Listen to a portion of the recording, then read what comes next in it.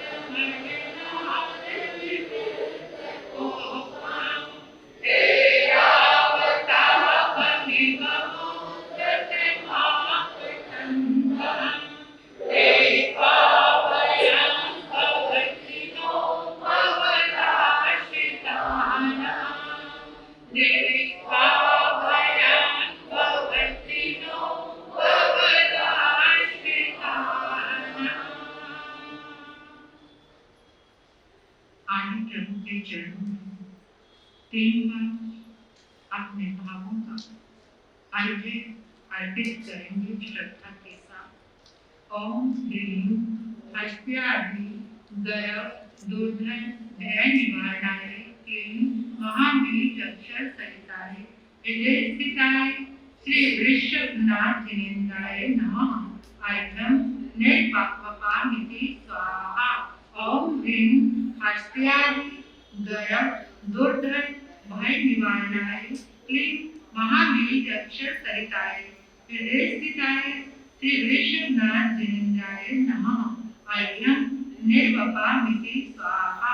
ओम ह्रीं हस्त्यादि गर्भ दुर्धन भय निवारणाय क्लीं महाबीज अक्षर सहिताय हृदय स्थिताय श्री वृषभनाथ जिनेन्द्राय नमः। आय्यम निर्वपामिति स्वाहा। अपने अपने स्थान पर खड़े हो जाएंगे। हाथों को आकाश की ओर खुला करके ऐसे हाथों को कटोरी के जैसा बना लीजिए।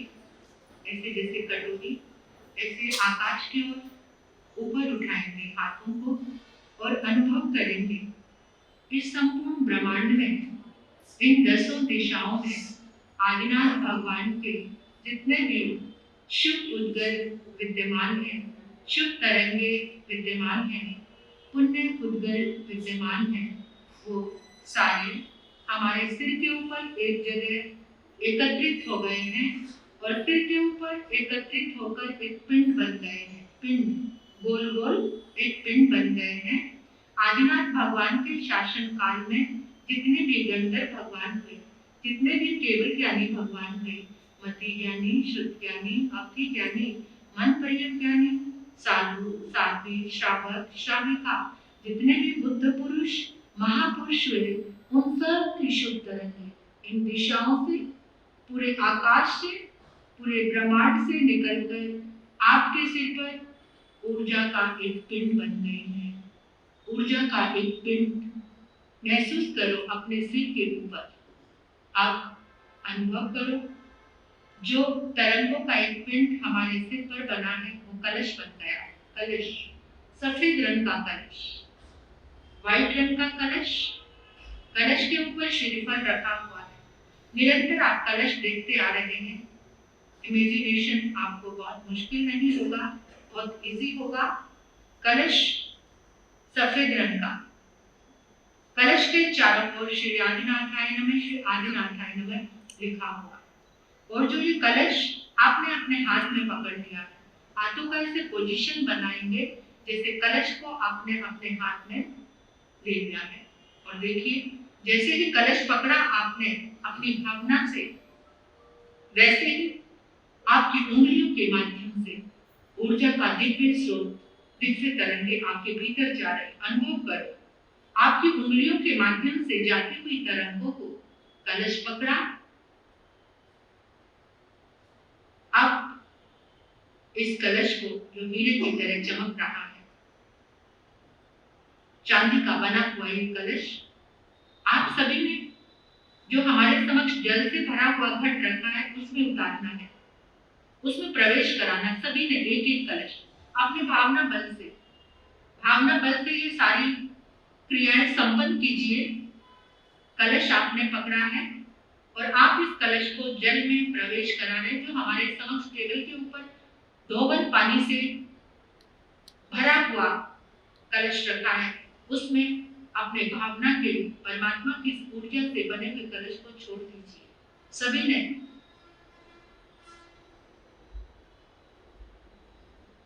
जैसे ही कलश जल में प्रवेश हुआ, इस जल का एक एक अणु अणु कण कण दिव्य शक्ति से भर गया है, शक्तिशाली बन गया है ये जल।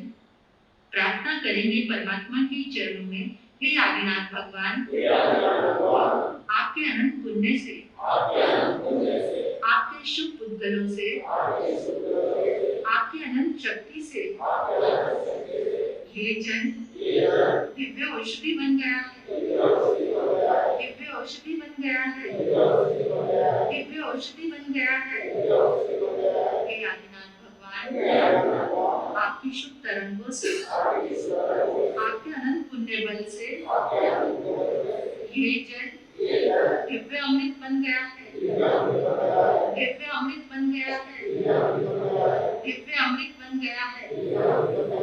जो भी इस जल को ग्रहण करेगा वो आदि व्याधि रोगों से हमेशा के लिए मुक्त हो जाएगा, हमेशा के लिए मुक्त हो जाएगा, हमेशा के लिए मुक्त हो जाएगा।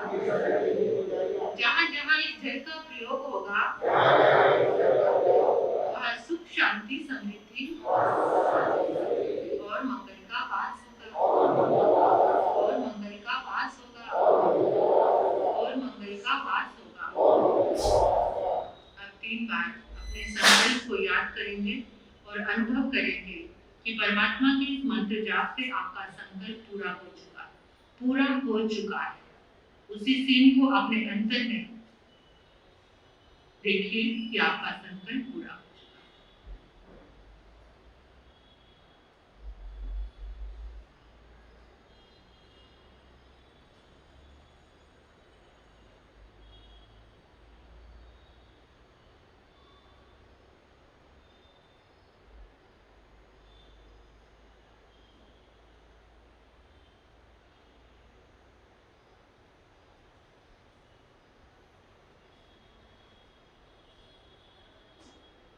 बोले श्री आदिनाथ भगवान की